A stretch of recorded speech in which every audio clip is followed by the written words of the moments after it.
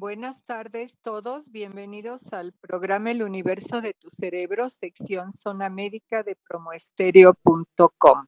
Les saluda la doctora Lilia Núñez Orozco, jefe del Servicio de Neurología del Centro Médico Nacional 20 de noviembre. Tenemos este programa desde hace ya años. Empezamos en 2019, poco antes de la pandemia, y pues seguimos con él, dando información a ustedes cada semana en relación a enfermedades neurológicas. Este mes le llamamos el mes de la esclerosis múltiple porque el último miércoles de mayo se conmemora el Día Mundial de esta enfermedad, que si bien es bastante rara, significa un alto impacto para las personas que la padecen y también para los que pagan los tratamientos, que son generalmente de muy alto costo. Hemos estado platicando que la enfermedad tiene un origen de inmunidad alterada que va a atacar equivocadamente estructuras del sistema nervioso central de las personas que la padecen. De esta forma, estos ataques de daño a la mielina se van produciendo de manera recurrente y se pueden identificar en el tiempo en diferentes momentos y también en el espacio. Esto quiere decir que no siempre es el mismo lugar, sino que van modificándose estos sitios de afectación de la enfermedad. La enfermedad producirá entonces síntomas neurológicos, dado que ataca al sistema nervioso central, que está constituido por el cerebro, el tallo cerebral y la médula espinal. Estos síntomas que se van a producir tienen que ver con el sitio donde se daña la mielina, que va a tener funciones diferentes. Así podemos tener alteraciones del movimiento en una mitad del cuerpo, alteraciones de movimiento en ambas piernas, problemas para el control esfinteriano, problemas de sensibilidad, visión doble, movimientos oculares alterados, etcétera, etcétera. El día de hoy destinamos el programa a hablar de los síntomas de la esclerosis múltiple y de su tratamiento. Ya habíamos platicado que cada vez que hay un brote damos un tratamiento con esteroides, con un derivado de cortisona, va a aliviar rápidamente el proceso inflamatorio que se produce con el brote. Sin embargo, al repetirse los brotes, vemos desafortunadamente que se van quedando algunas secuelas, que no podemos remitir el brote al 100% en muchos de los casos. Y estos síntomas que se van quedando, tener que tratarlos porque aunque demos un tratamiento de control de la enfermedad que va a modificar su historia natural, estos síntomas que ya se produjeron por las lesiones que ya ocurrieron en el pasado se van a seguir manifestando. Y de esta forma, los pacientes van a tener deficiencias de algunas funciones que tenemos que dar tratamiento para ello con la finalidad de mejorar la. Decíamos que la enfermedad tiene mucho costo, un costo muy alto por los estudios que se tienen que hacer para su diagnóstico, especialmente la resonancia magnética, el alto costo del tratamiento de control de la enfermedad, que es bastante cuantioso, y a esto le llamamos el tratamiento de los síntomas. Sin embargo, es bien importante tratarlos porque, como les decía, esto nos va a permitir mejorar la calidad de vida de las personas, porque no vamos a esperar que esos síntomas se vayan a quitar por el tratamiento modificador de la enfermedad.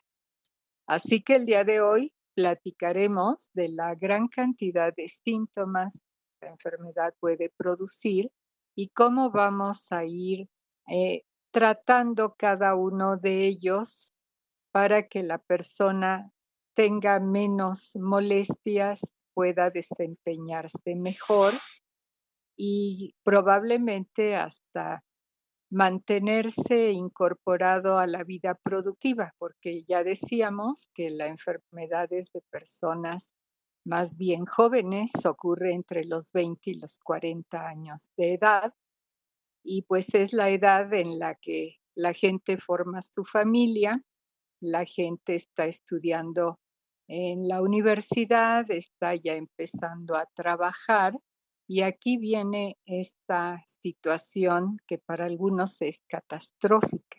Y lo que queremos es evitar esa catástrofe en la medida de lo posible.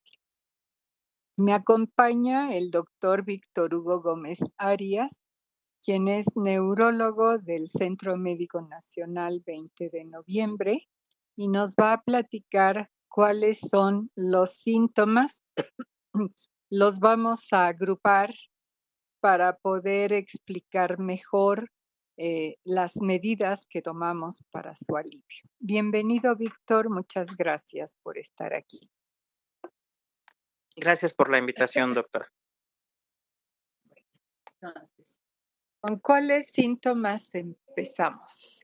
A ver, tenemos problemas de movimiento que se notan mucho porque van a dificultar el desplazamiento de personas y también su capacidad de realizar actividades. Así que el doctor Gómez Arias quiere empezar con la deficiencia de movimiento y un acompañante muy importante que es el aumento del tono muscular de las extremidades que están débiles, a lo cual llamamos espasticidad y que significa a veces molestia de dolor, dificultad para realizar los movimientos, aunque la debilidad no sea tanta. Y pues sí, es que se debe abordar y que generalmente lo hacemos junto con otro especialista, que es el de medicina física y rehabilitación. Entonces, ¿qué hacemos, Vic? Bueno, pues las alteraciones del movimiento son una complicación muy frecuente de las personas que padecen esclerosis múltiple.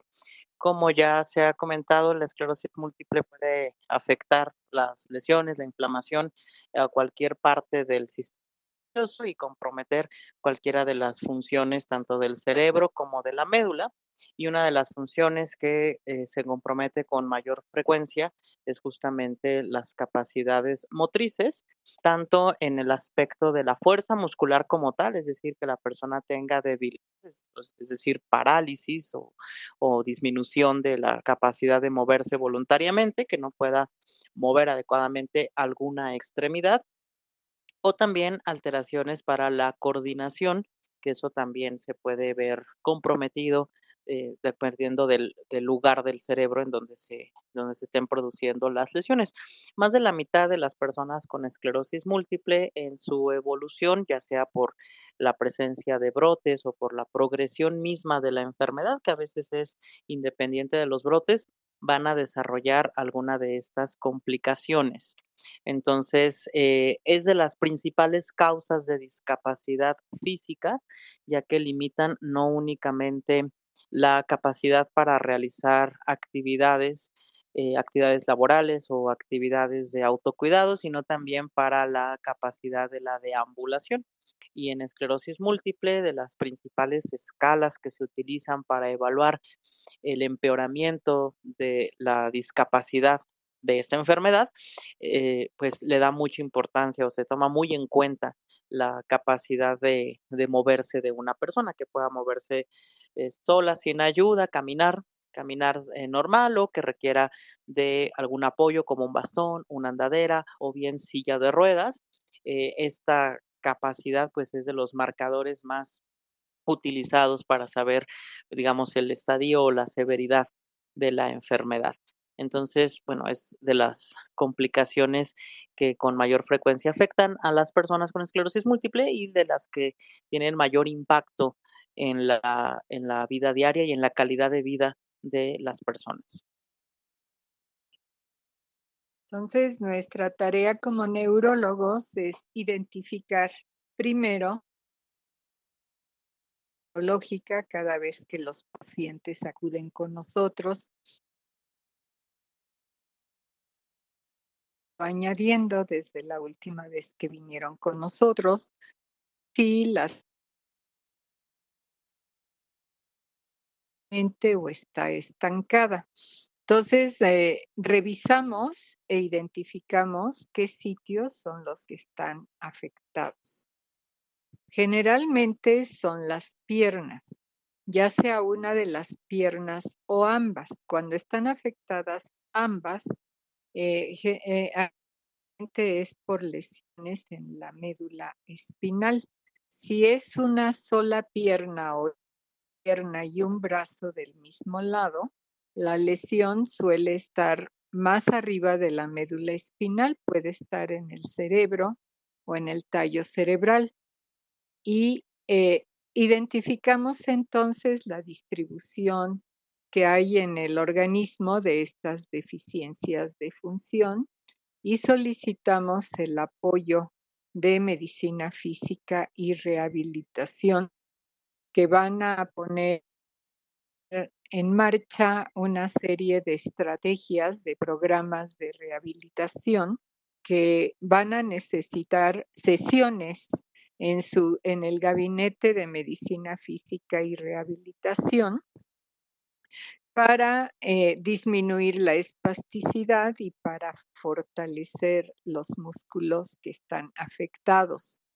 Para rehabilitar la marcha, hay que reeducar la marcha que ya no está haciéndose correctamente y de esta manera el programa de medicina física y rehabilitación es muy importante. Decía, los pacientes van al gabinete, al área de medicina física, se les enseñan rutinas para que las repliquen en casa y de esta forma haya una continuidad.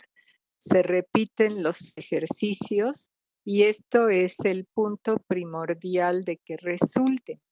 No es conveniente que van un día y luego van a los 3 días y luego otros 3 días si los pacientes no siguen haciendo los ejercicios que se les enseñan con el rehabilitador.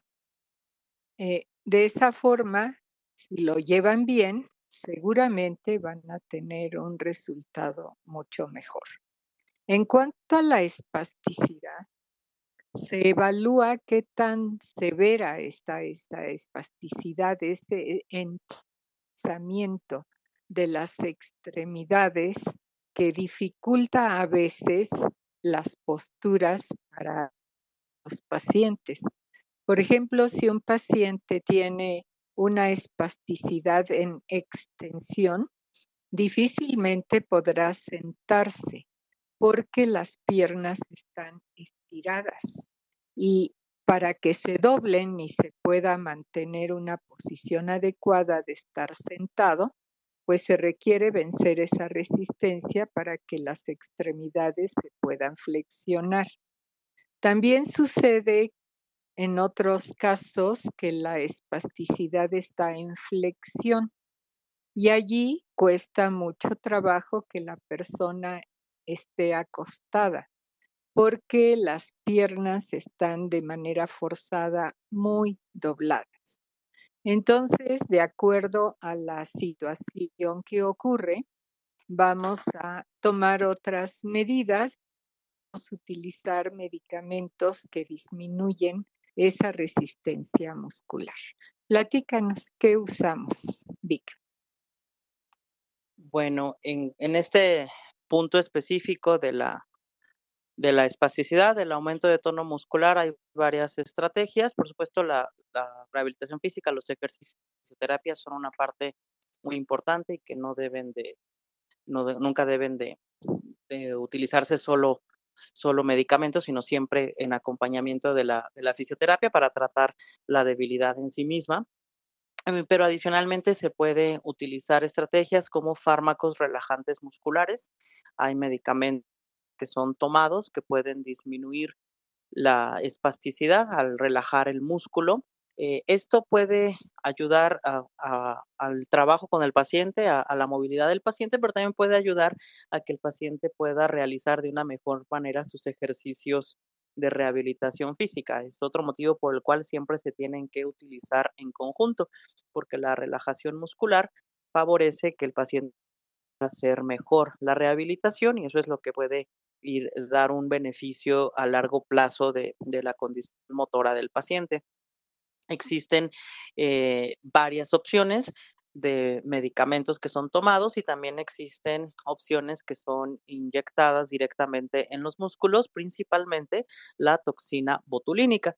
La toxina botulínica es un medicamento que se utiliza para muchas cosas, es un relajante muscular y en este caso se puede utilizar aplicándola con inyecciones, infiltrándola directamente en los músculos que se encuentran espásticos para mejorar la movilidad y con ello favorecer una mejor calidad de vida de los pacientes al poder movilizarse mejor, al poder hacer cambios de posición o incluso el aseo puede ser a veces muy difícil cuando se tiene una espasticidad muy severa.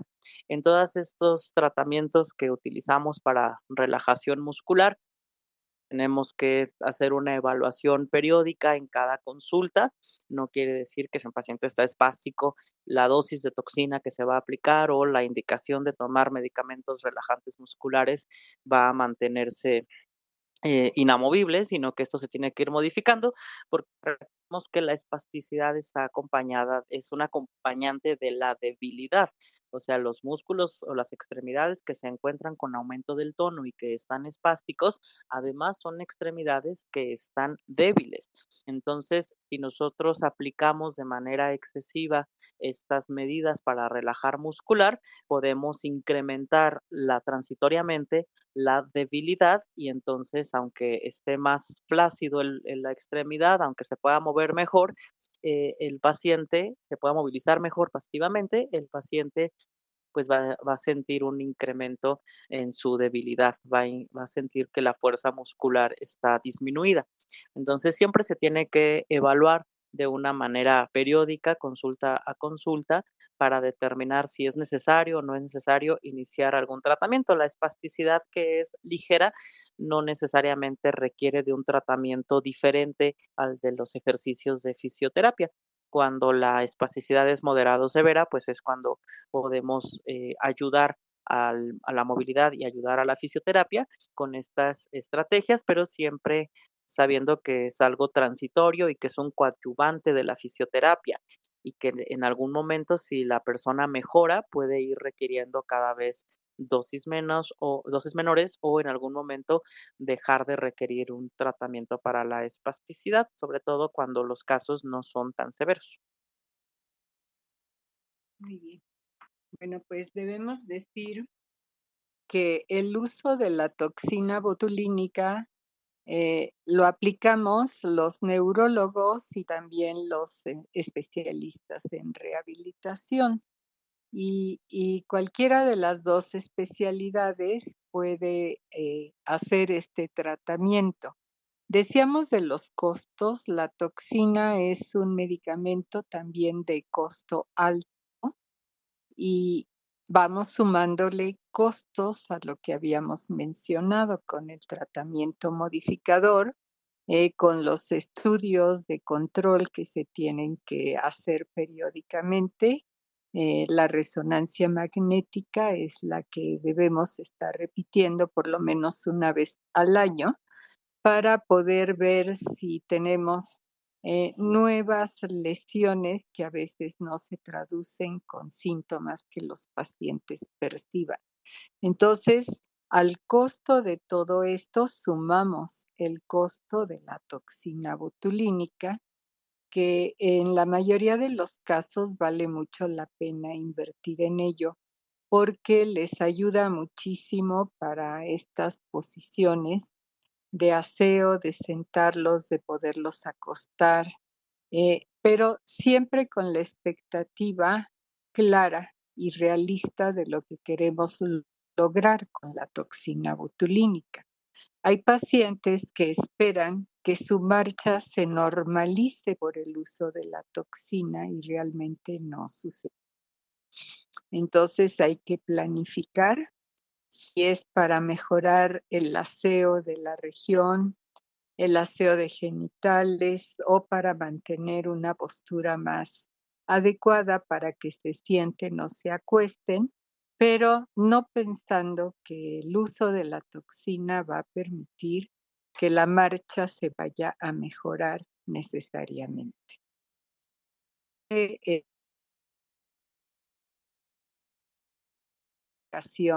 este medicamento, que en muchos casos es realmente de gran utilidad, les ayuda mucho a los pacientes y también les ayuda a los cuidadores, que son los que tienen que hacer la movilización de los pacientes que ya tienen edad bastante avanzada.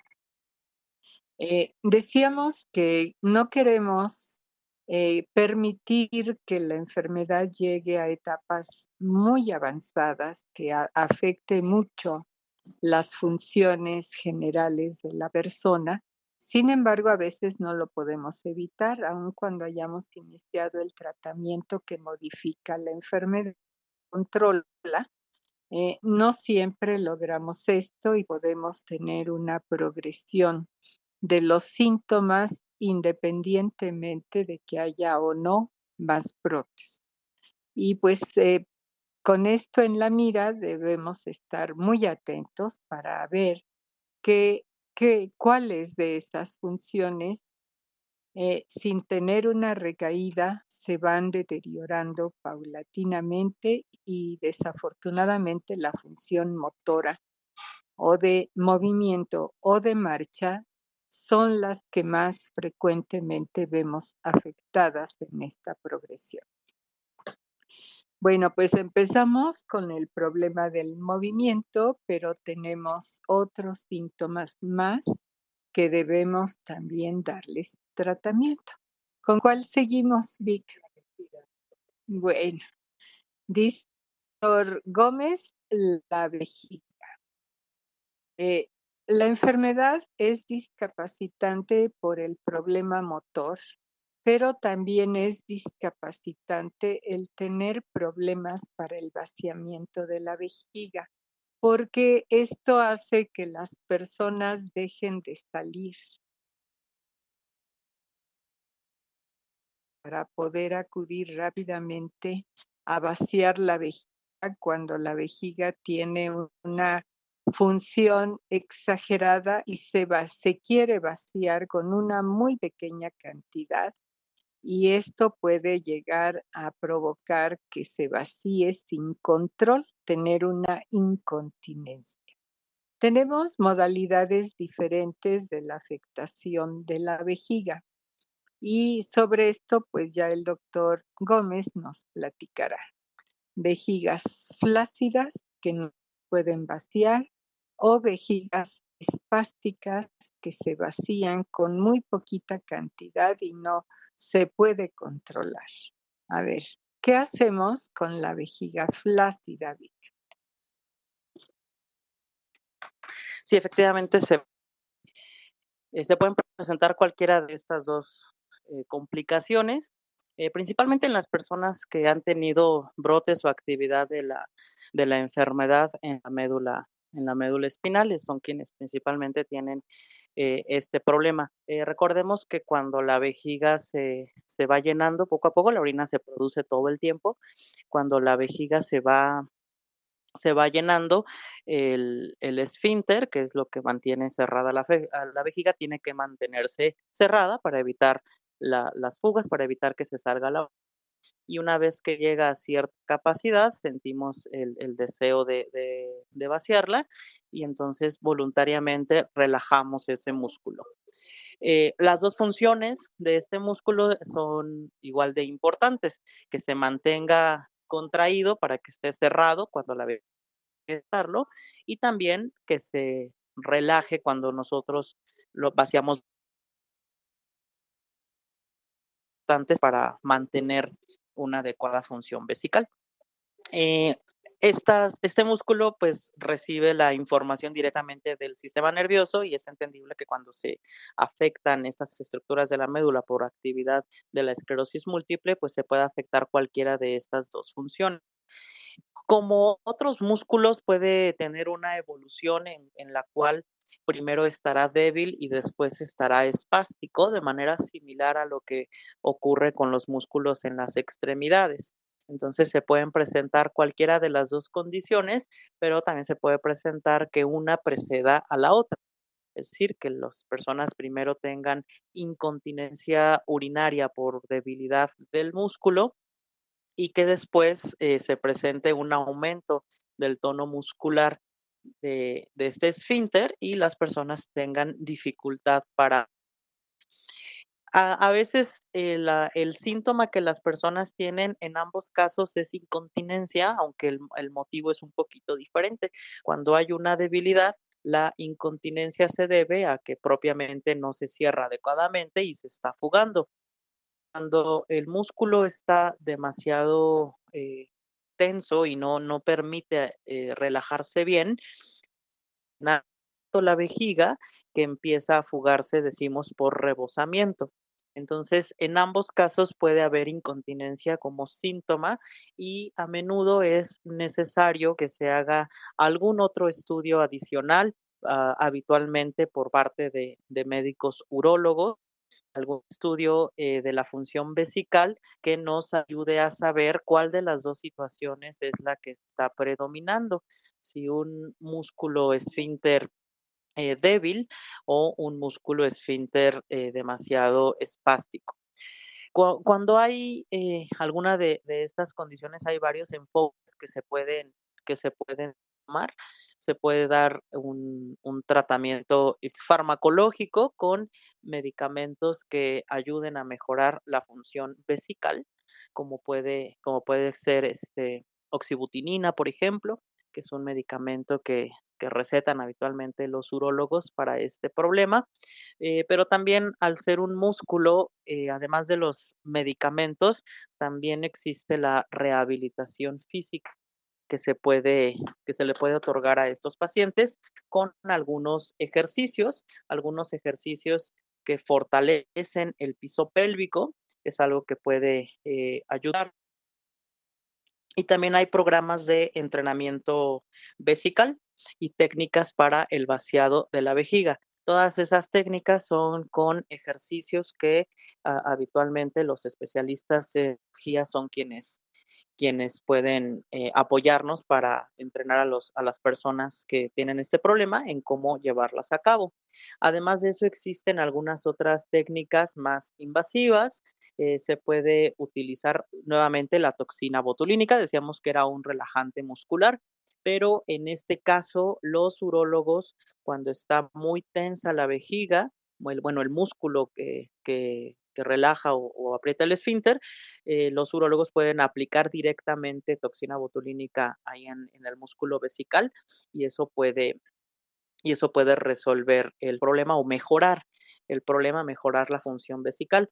En algunos casos se puede utilizar incluso estimulación eléctrica, que también es una terapia que se puede utilizar para reentrar vesical y para mejorar esta función. Estas técnicas, al igual que que decíamos que en la espasticidad esto pudiera no ser resolver del todo la cuestión y la persona no volver probablemente a caminar normal, pero puede ayudarle a muchas otras funciones.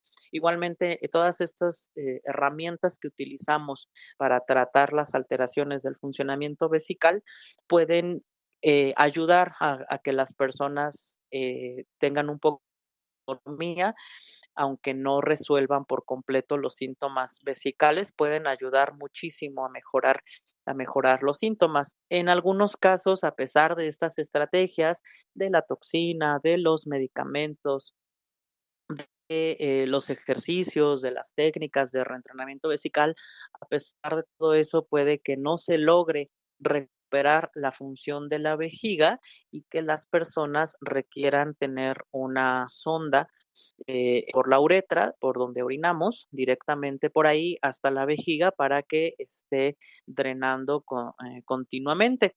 Este sondeo vesical también tiene varias modalidades dependiendo del tipo de problema que se tenga. En algunos pacientes que tienen vejiga neurogénica, que así se llama esta condición que resulta del daño neurológico, afectando la función vesical, algunos se requieren de un sondeo intermitente, es decir, no tienen la sonda colocada de manera permanente, sino que en ellos cuando se llena mucho la vejiga y no puede liberarse por sí sola, no voluntariamente, entonces se recurre a colocar la sonda para vaciarla, pero una vez que está vaciada, se retira la sonda. Estos sondeos intermitentes, muchas personas así es como manejan su problema y con eso les resulta más. Pero habrá otras personas en quienes no es suficiente o no es adecuado este tipo de sondeo y requieren de una sonda que permanentemente está colocada. Estos sondeos, ya sea permanente o intermitente, tienen pues la incomodidad de que pues es una situación que se tiene que aplicar con la sonda e introducir la sonda, que por supuesto es algo incómodo, pero además de eso se tiene el hecho de estar colocando un material que está llevando digamos, del exterior hacia el interior de la vejiga. Entonces también hay que considerar esta situación.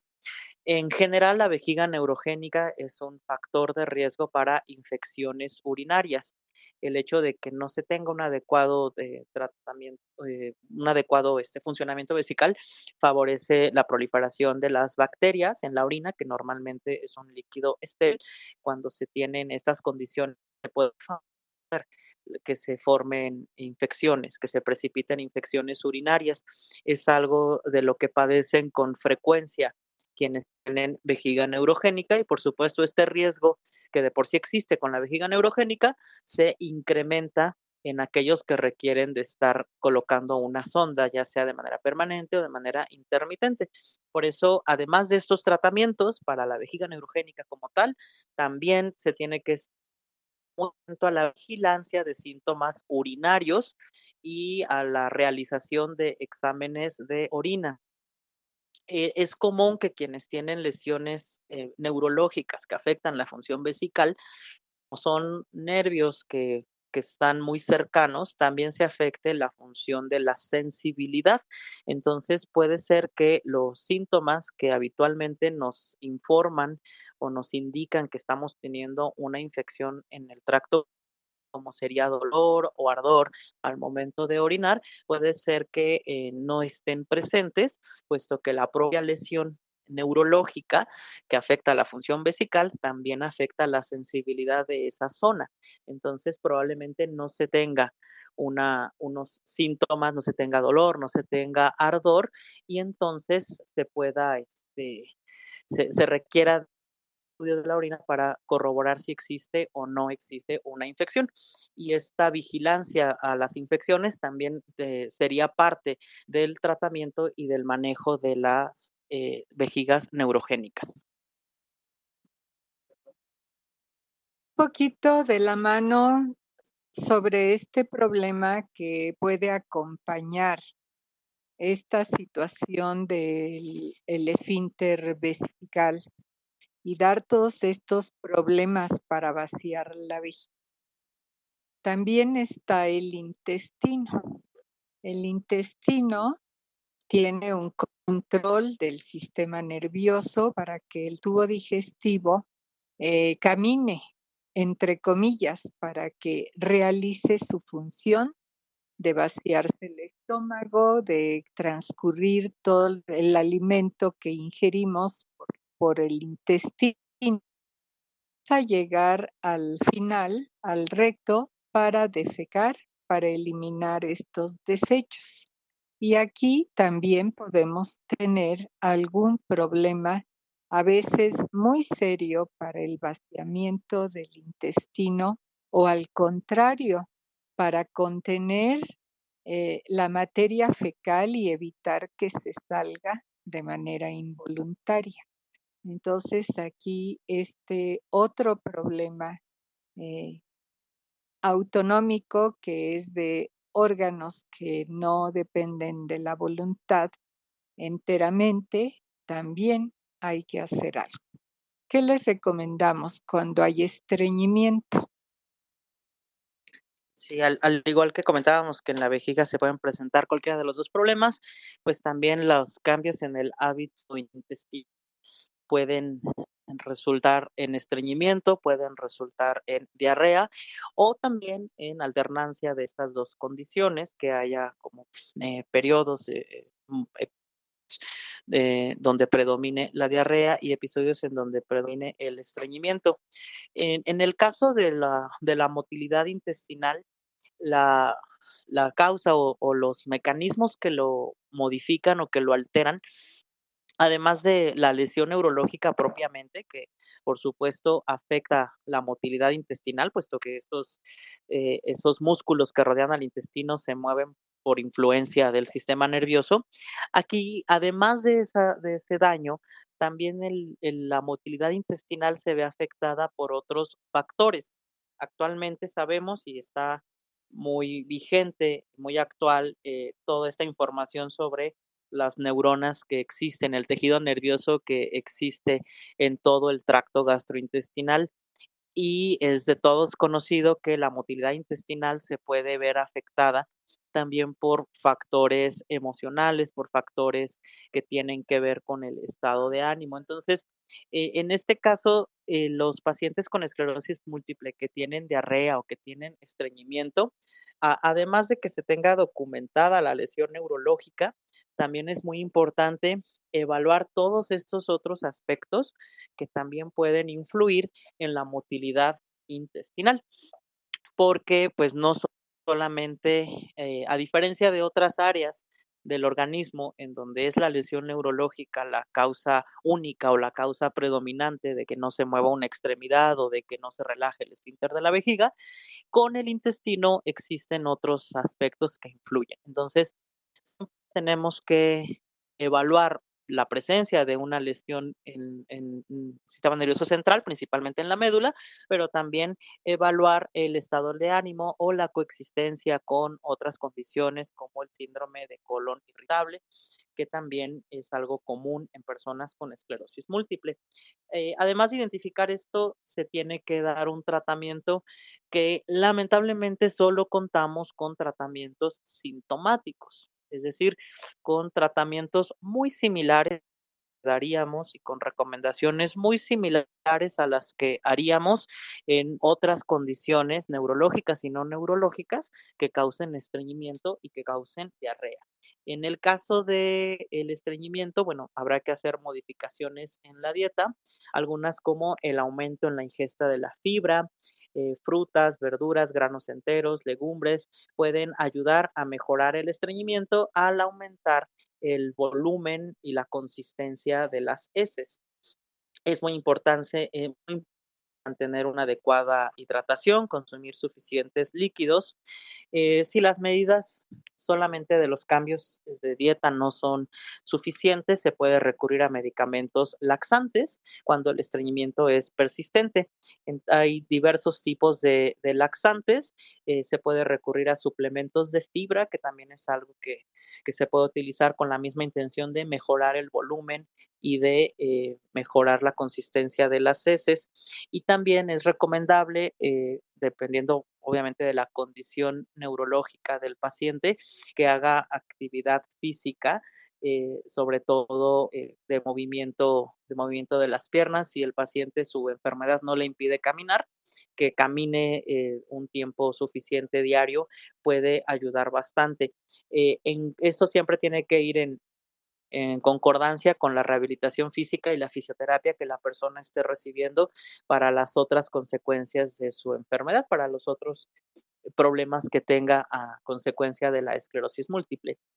Eh, Al igual que decíamos en otras complicaciones, aquí estos tratamientos y estas medidas también se tienen que ir evaluando porque, como decía, no siempre la persona con esclerosis que tiene estos cambios de la motilidad intestinal va a estar permanentemente en estreñimiento o va a estar permanentemente en diarrea. Puede que haya alternancia. Entonces, si al paciente le indicamos estas medidas para estreñimiento, le indicamos laxantes, y ya no lo reevaluamos, puede ser que después el paciente esté con diarrea, que es otra complicación que puede haber. En este caso también indicaremos modificaciones de la dieta, eso siempre lo vamos a indicar, pero en este caso será en otro sentido. Aquí puede servir evitar los alimentos que puedan incrementar la motilidad intestinal, como los alimentos muy irritantes, los alimentos muy grasosos, los que tienen alto contenido de fibra no soluble. Todo eso todos esos alimentos pueden incrementar la motilidad y pueden aumentar la diarrea. Si estas medidas no son suficientes, habrá que indicar medicamentos como tal que disminuyen el movimiento de los intestinos, como la loperamida, que es un medicamento pues ampliamente utilizado en otros escenarios que cursan con diarrea.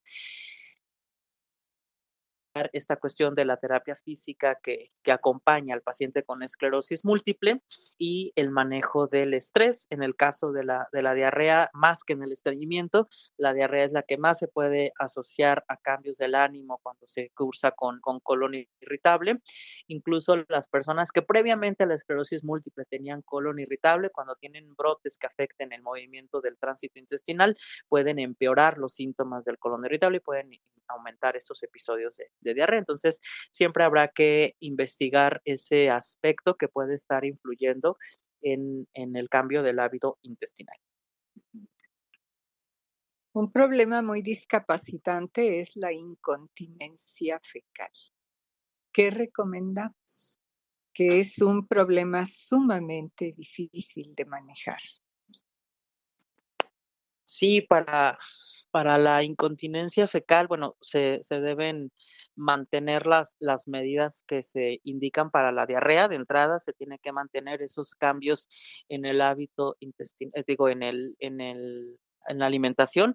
Esas recomendaciones dietéticas se tienen que mantener como si fuera diarrea. Se tienen que mantener también los tratamientos que inhiben el movimiento de los intestinos y también se puede recurrir a tratamientos igual de reeducación del esfínter con estimulación eléctrica, con neurofeedback, que es una situación en la cual hay una estimulación y hay un registro del tono del esfínter muscular y que la persona puede ver como el registro del tono y puede ver con qué factores o con qué estrategias se puede aumentar o se puede disminuir.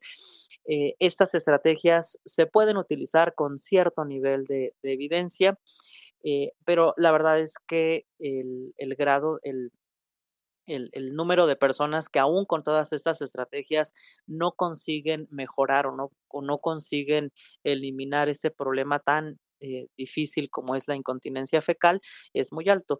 Muchos pacientes, a pesar de estas medidas, a pesar de reeducación del esfínter, de terapia con estimulación eléctrica o de biorretroalimentación, aún así siguen teniendo este problema. De todas maneras, pues nuestro labor es mantener las medidas lo más posible para mejorar en algo la calidad de vida de estos pacientes. Digo, algo tan sencillo que puede ser el uso de pañal, que a veces no logramos mejorar lo suficiente y bueno, la persona deberá usar un pañal. Ahora hay muchos aditamentos al respecto, son como calzones desechables que permiten la absorción, ya sea de la pipí cuando se sale sin control, o igualmente de de la incontinencia fecal. Eso da, pues, por lo menos una seguridad de que no va a haber un accidente que ensucie la ropa en público. Y bueno, pues aplicar las medidas que ya mencionó el doctor Gómez y que pudieran modificar de manera más, digamos, efectiva estas disfunciones. Nos pasamos, Vic, a la disfunción sexual. También nuestro sistema nervioso tiene que ver con estas funciones y no es raro que el hombre con esclerosis múltiple que ha tenido lesiones medulares tenga impotencia, tenga imposibilidad de tener erecciones. También en la mujer hay alteraciones. Se ven menos aparatosas, digamos, menos evidentes, pero existen. Y también hay que actuar con algunos tratamientos. ¿Cuál es la recomendación en el hombre y también en la mujer? Sí, estas alteraciones de la función sexual también pueden estar directamente relacionadas con lesiones, principalmente en la médula espinal. Y al igual que lo que decíamos con el movimiento intestinal, también es una función en la que influyen otros factores. Hay un porcentaje de pacientes con lesiones neurológicas, tanto centrales como periféricas, o sea, con neuropatía autonómica o con lesiones medulares, que cursan con disfunción eréctil y que por tener este antecedente se les atribuye inmediatamente neurológica, porque pues es algo que puede ocurrir y que a pesar de eso no es esa la causa, sino otros factores. Entonces, siempre que el paciente con disfunción eréctil, que tiene esclerosis múltiple, aunque sí tenga una lesión que lo pueda explicar en el sistema nervioso, es fundamental que tenga una consulta especializada en este tema para evaluar otros aspectos, porque es frecuente que, aunque se tenga la enfermedad neurológica, son otros los factores que influyen. Las causas, psicoemocionales de disfunción eréctil son las, principales, y siempre se tiene que evaluar ese aspecto de las personas.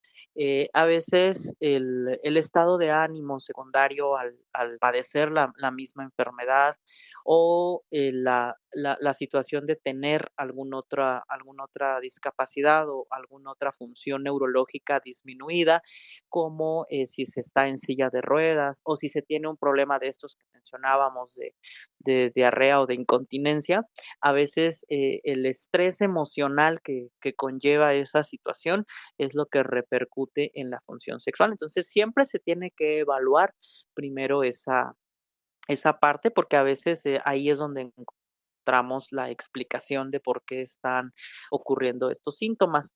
En caso de que no sea así y que, bueno, sea un problema que tiene más que ver con la lesión orgánica, se pueden recurrir a medicamentos que nuevamente no es muy diferente a lo que se utiliza para disfunción eréctil por otras causas, medicamentos vasoactivos, vasodilatadores que inducen la erección de manera más adecuada, se puede recurrir a ellos.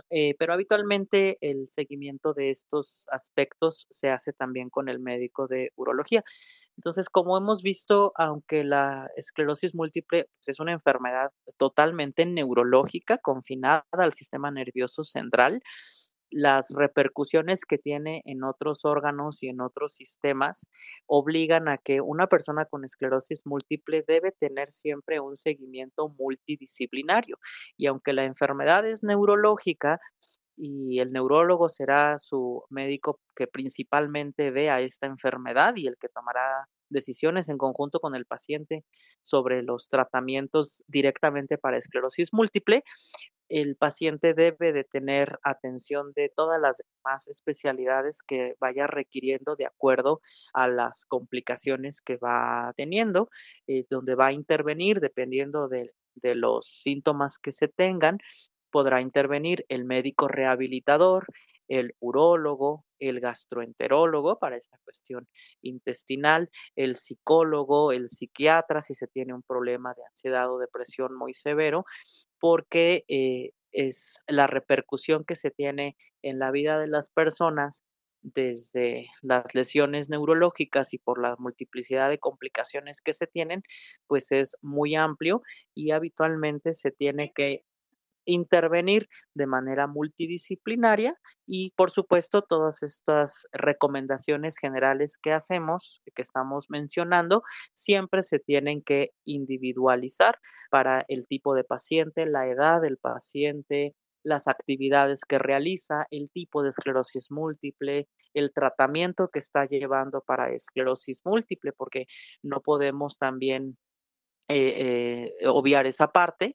Hay medicamentos para esclerosis múltiple que son tomados y que pueden tener síntomas gastrointestinales como un efecto adverso.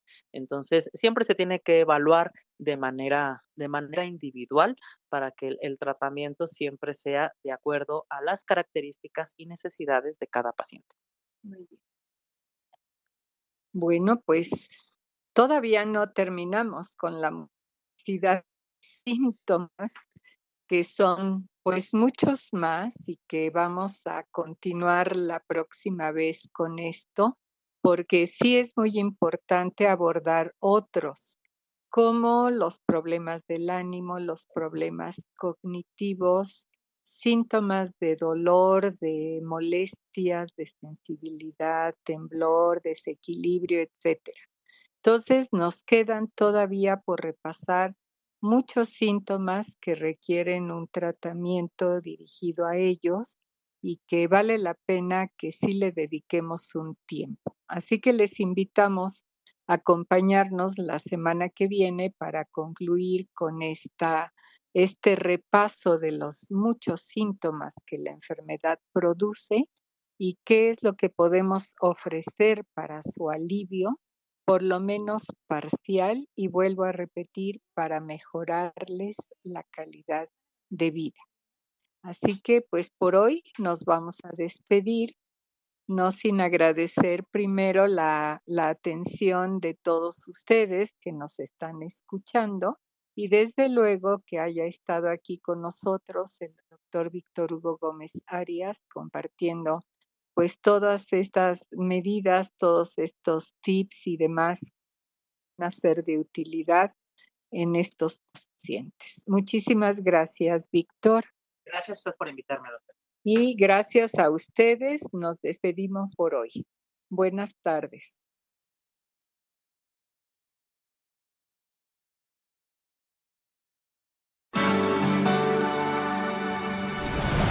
Hasta aquí con la información. Los esperamos la próxima semana en Zona Médica. Zona Médica tiene la solución.